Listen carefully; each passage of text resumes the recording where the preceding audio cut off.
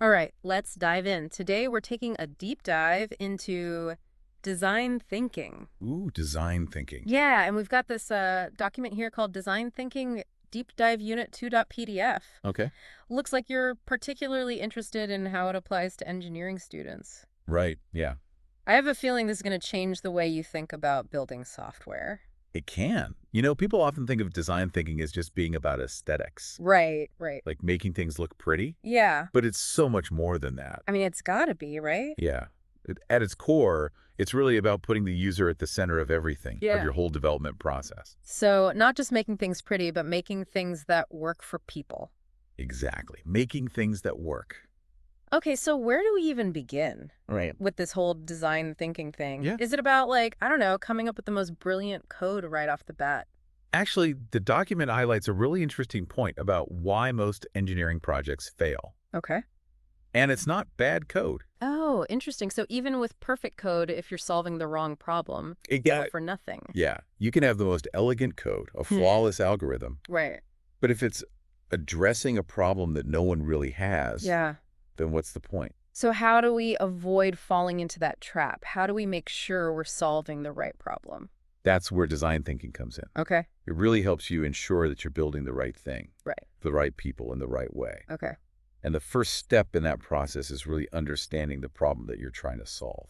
So before we even think about coding, we need to take a step back and figure out what the problem actually is. Yeah. But how do we do that? I mean, is it just like brainstorming a bunch of ideas or... It's more about getting out of our own heads Okay. and understanding the needs of the users. Okay. The document outlines a few techniques for this, Yeah. but one that really stood out to me was observational research. Observational research. So Yeah. like spying on users. Well, not spying, but it's more about observing how users are interacting with technology Gotcha. in their natural environment. Okay. You're looking for moments of frustration, Yeah. those workarounds that people create when something isn't working quite the way they expected it to. I can see that. Do you have any examples of that? Well, I mean, I guess like when I'm trying to use a website Yeah, and it's not clear like how to get to where I need to go, right. I end up, clicking around randomly until I find it. Exactly. Or maybe you're using an app and it keeps crashing, Oh, yeah. Yeah. or you can't find the feature that you need. Oh, the worst. Right. So your source material actually mentions a great example of this in action Netflix. Okay, Netflix, yeah.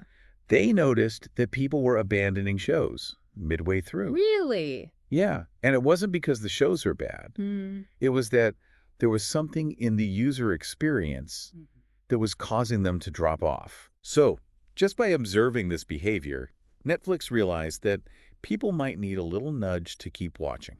A little nudge. And that's how the autoplay feature was born, Oh, the autoplay feature, huh? which keeps users engaged. And watching more TV than they intended? Probably, yeah. Okay. Yeah, I mean, I have to admit the autoplay's gotten me to watch Right. more TV than I was planning on. Yeah.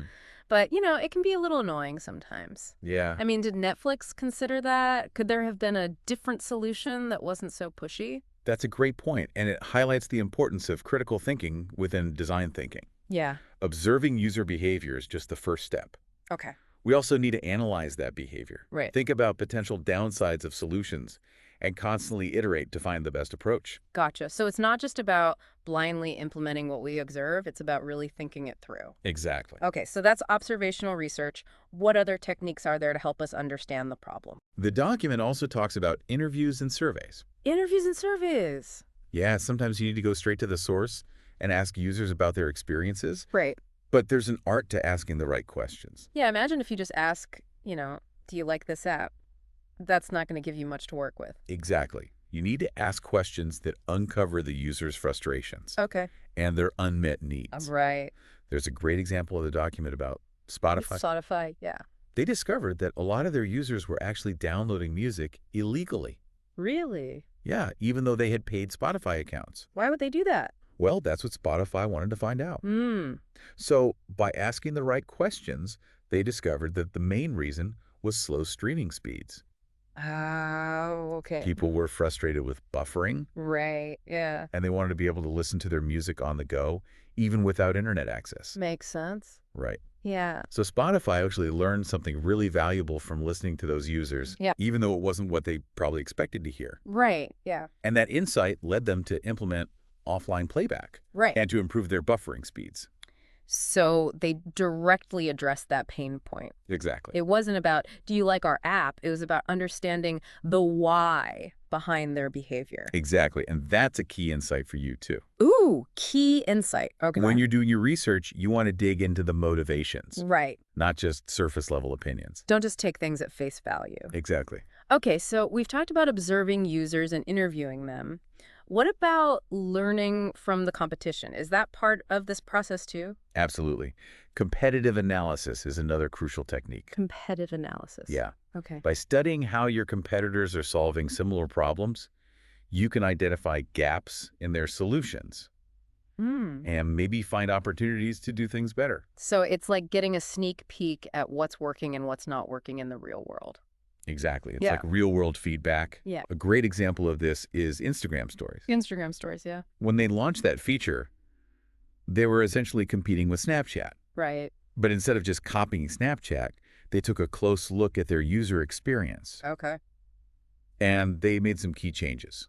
Like what kind of changes? Well, for one, they made the interface a lot simpler Okay. and more intuitive. Right. So even if you'd never used Snapchat before, you could easily pick up Instagram stories Yeah, and start using it. I can see that. Yeah. And, as engineers, we can apply that same thinking to our code.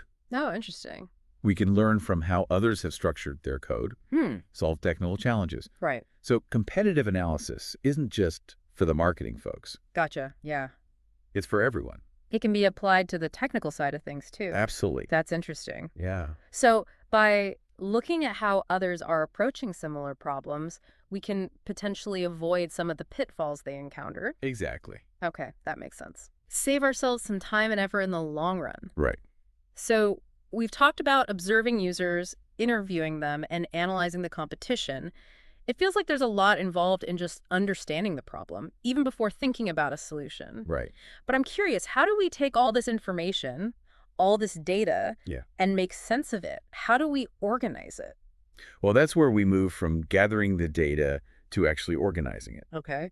And the document introduces two really useful tools for that. Okay. User personas and journey mapping. All right, let's dive into those. First up, what exactly is a user persona? So think of a user persona as like a fictional character Right. that represents your ideal user. But it's not just some random made-up person. Right. It's based on the real data and insights that you've gathered from your research. So it's like creating a profile of the person you're designing for. Exactly. It helps you visualize who you're building this software for. Okay. What are their needs? What are their goals? What are their frustrations? I can see how that would be helpful. Yeah. Do you have an example of a user persona? Sure. Let's imagine you're building an e-learning app Okay. for engineering students. Okay.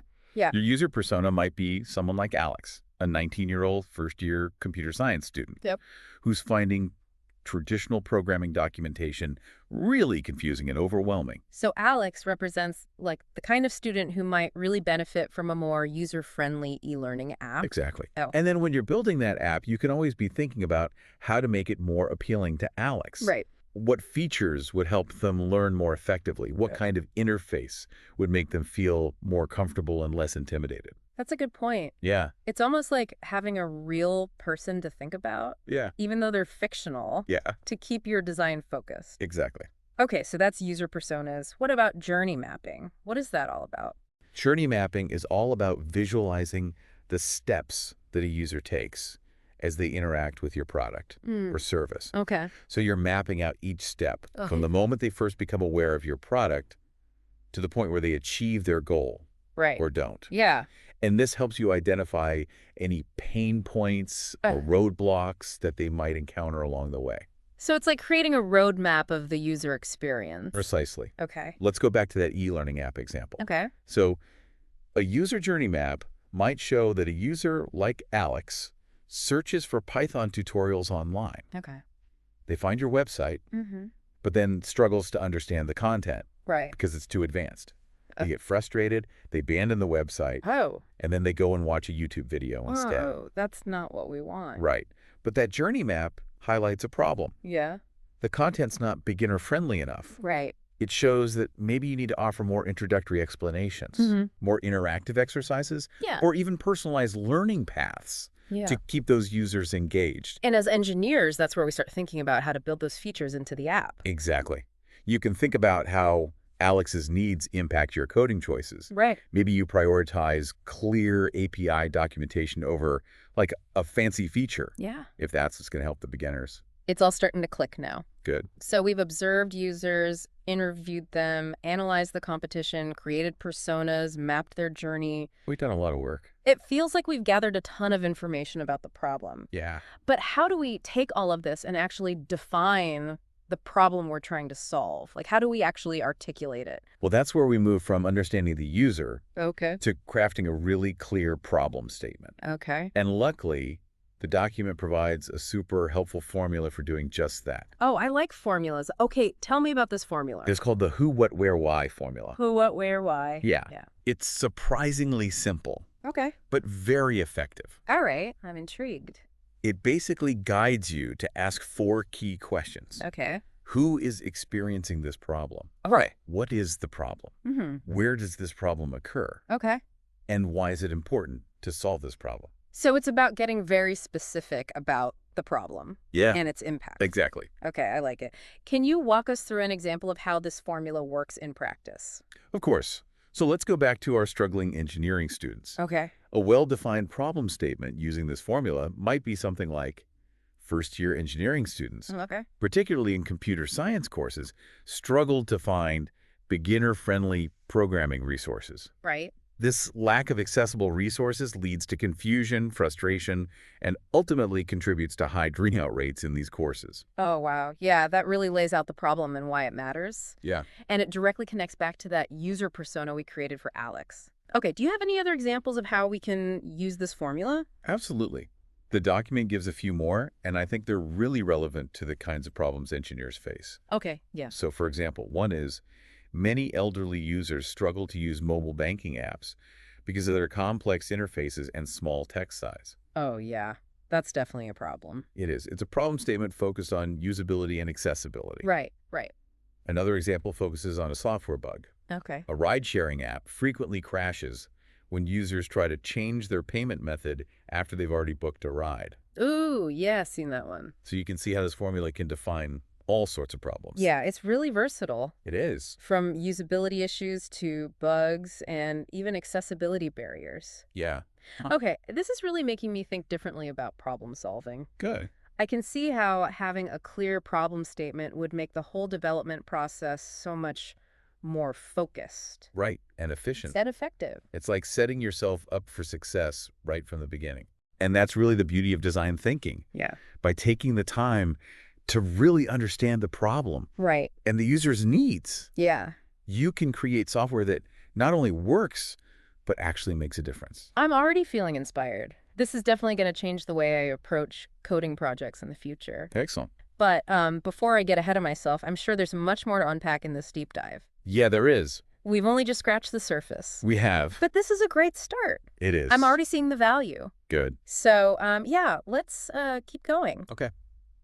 Okay, so we've really laid the groundwork for understanding the problem. Yeah. We've talked about observing users, interviewing them, analyzing the competition, Right. creating user personas and journey maps. Lots of tools. Yeah, I'm starting to see how all these pieces fit together. Yeah. But I'm curious, how do we actually apply these techniques, Good question. like in real projects? Yeah, that's a great question. And it shows you're thinking like a true design thinker. Oh, thanks. Your source material actually outlines a hands-on activity that's perfect for this. Ooh, hands-on activity. Yeah. Tell me more. I'm all about learning by doing. It's called Create a Problem Statement for a Real-World Tech Challenge. Okay.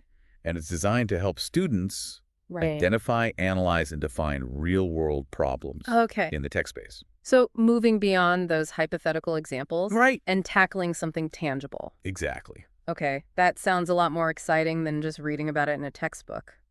I think so, too. So how does this activity actually work? Well, it's pretty straightforward. Okay. The document suggests breaking students into small groups, Okay. and each group gets to choose a tech-related challenge that they find interesting or relevant to their field of study. So they could choose anything from like improving the accessibility of mobile apps Yeah. to developing more sustainable energy solutions. Right. I mean, the possibilities seem endless. They really are. The choice is theirs. Yeah. And I think that's really important. Right. You know, when students are invested in the problem, Uh-huh.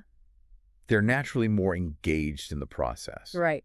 That makes sense. So once they've chosen their challenge, Okay. they move on to the research phase. Okay, so this is where they put those observation skills and interview techniques Yeah. and survey crafting abilities to the test. Exactly. They become like tech detectives, Tech detectives, I love it. gathering as much information as possible Okay, about the problem and the people it affects. great. So they'll be observing users in action. Oh. They'll be conducting interviews Mm, to understand their frustrations and needs, yeah. and maybe even designing surveys Right. to gather broader insights. So they're really digging deep They are. into the problem like we talked about. Yeah. But what happens after they've gathered all this data? Well, they need to make sense of it all. Right. So they're going to be analyzing those user observations, Okay. identifying patterns in the interview responses, Yeah. and drawing conclusions from the survey data. Putting all the pieces of the puzzle together Exactly. to really create a clear picture Yeah. of the problem. Uh-huh. Okay, and then once they've done that, And they move on to the final step, ooh, the final step. crafting a clear and concise problem statement Okay. using that what, where, why formula. That formula really is a game changer. It is. I can already see how it's going to help me, focus my problem solving. Yeah. But wouldn't it be helpful for these student groups, like, to get feedback on their problem statements? Oh, absolutely. Because sometimes it's hard to see the flaws in your own work. It is. Right. And you know what? The document suggests exactly that. Really? It recommends having each group present their problem statement to the class Okay. and getting feedback from their peers. That's a great idea. Yeah. I love It creates that collaborative learning environment Right. where everyone can learn from each other's experiences. And mistakes. Yeah. Okay, so it's like a mini design thinking boot camp. It is, kind of. Students get to experience the entire process, Yeah. from identifying the problem to defining it and getting feedback to refine their thinking. Exactly. This all sounds incredibly valuable, Yeah. for engineering students. Yeah. It's not just about learning theory, it's about developing practical skills Well, they can use in their future careers. Absolutely. It's like giving them a real-world toolkit It is. for tackling any challenge that comes their way. Couldn't have said it better myself. Ah, shucks. It's about empowering them to think critically, Right. empathize with users, Yeah. and approach problem solving with that design thinking mindset. And speaking of key takeaways, Yes, the document wraps things up nicely with a clear recap of what we've covered so far. it does. So let's revisit those. Okay. It's always good to reinforce the important points. Yeah. Especially for our listener who's eager to put this knowledge into action. Right. So what's the first big takeaway? The first one is something we've been emphasizing throughout this whole deep dive. Okay. Understanding the problem Yes. is way more important than jumping to solutions. Right. Resist that urge to code. Yes. Take the time to thoroughly define the problem. Yeah. Otherwise, you risk wasting time and effort Right. building something that nobody needs. Right. Like we said, the most brilliant code in the world is useless if it's solving the wrong problem. Exactly. All right, what's the next takeaway? The next one builds on that idea. Okay. Don't just assume you know what the problem is. Okay. Use those research techniques. Right, the personas. Yeah, the journey maps. Yeah. To find real issues. Yeah. Not just the ones you think exist. Right. Ground our understanding in the data. Exactly. Okay. And the final takeaway. The final takeaway is really a culmination of everything we've been talking about. Oh. A well-defined problem statement leads to better engineering solutions. Oh, I like that.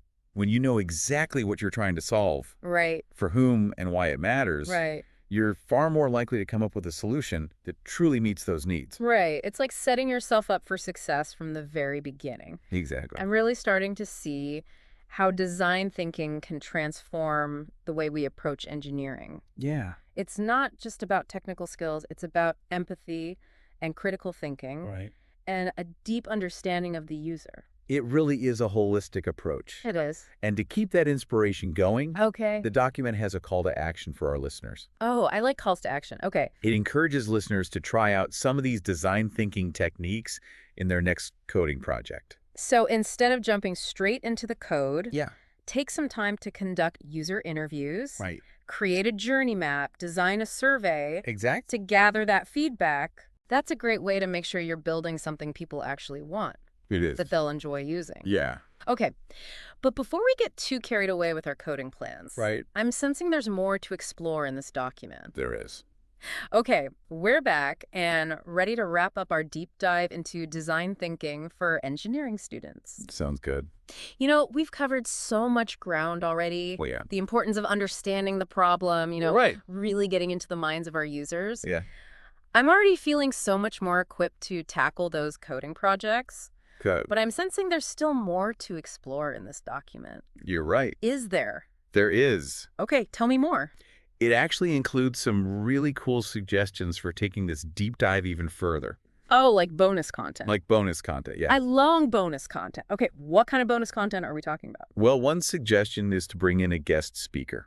Oh, a guest speaker. Yeah. Okay. Someone who's out there, in the tech world using design thinking every day. Ooh, someone who's applying it. Yeah, someone who can share their real-world experiences, Right. insights that we might not find in a textbook. I love that. That's a great idea. Right. Who do they suggest we invite?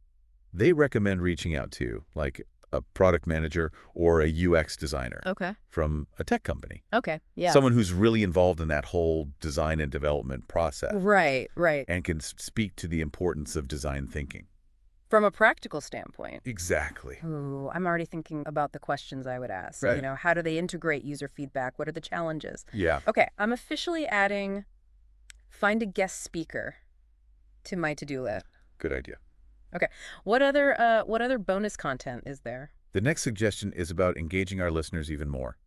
Ooh, listener engagement. Yeah. Okay, I like that. They recommend creating a challenge, Oh, a challenge. specifically for those tuning in to this deep dive. Oh, I love a good challenge. Okay, what kind of challenge? They suggest asking listeners to submit a tech-related problem statement Oh, okay. using that, That trusty the formula. what, where, why formula we talked about. That formula. Yeah, and even encouraging them to share those on social media with a hashtag. Ooh, a hashtag. Right. I love it. It's so interactive. Right? It's like a fun way to bring listeners into the conversation. Exactly. We could even feature some of those. You good? Feature episode. That's a great idea. Okay, there's got to be one more. There's one more. One more bonus suggestion Yeah. hiding in this document. Uh-huh. What is it? This one takes things offline Ooh, offline. into the real world. Okay. They suggest hosting a follow-up workshop A workshop. for students who are particularly interested in mastering this whole problem definition process. Ooh, a workshop where we could really dive deep Yeah. and work through those nuances of Mm-hmm. crafting those problem statements. Exactly. We could give feedback. Yeah. We could brainstorm together. You could even do some role-playing Oh, role to play. practice those interview techniques. That's a great idea and Yeah. a great way to connect with our listeners. Yeah, Okay, I think it's safe to I say think so too. this document has been a goldmine. Good. But design thinking insights. Yeah, It's yeah. given us so much to think about, so much to discuss, Right. even more to put into practice. Absolutely. My brain feels like bigger. Good. I'm ready to tackle any engineering challenge. Yeah, with a whole new A perspective. whole new perspective. Yeah. It's amazing, and it's clear that design thinking, Yeah. it's not just a buzzword. It's not. It's a powerful framework that Yeah. can transform the way we approach problems. Not just in engineering, Right. but in life. In all aspects of life. Yeah, Well said. It's all about putting the user at the center, exactly. understanding their needs, creating those solutions that make a difference. It's about building things that matter. Building things that matter. Oh, I think that's a great place to wrap up this deep dive. I think so too. But before we go, Yeah, I know you have one final challenge. I do. For our listener. I do. I challenge you, our listener, Yes. to take these design thinking principles Yeah. and apply them to a problem you're facing in your own life. Doesn't have to be tech related. It could Yeah. be anything Anything at all. that's bugging you. Yeah. Anything you want to improve. Remember that what, where, why formula. Yes, that formula. It's simple, but it's powerful. It is. It'll help you define those problems Right. and set yourself up for success. You might be surprised at what you come up with. You might. And hey, if you do use this formula, we'd love to hear about it. We would. Share your experiences with us, send us an email, leave us a voicemail. We'd love hearing from you. We do. We want to hear about your design thinking adventures. And of course, Yes. be sure to subscribe to The Deep Dive For more deep dives. into fascinating topics. Yeah, madam. Until next time, keep those brains curious Keep thinking. and keep those solutions coming. Yes. All right, that's it for this episode of The Deep Dive. We'll catch you next time. Bye.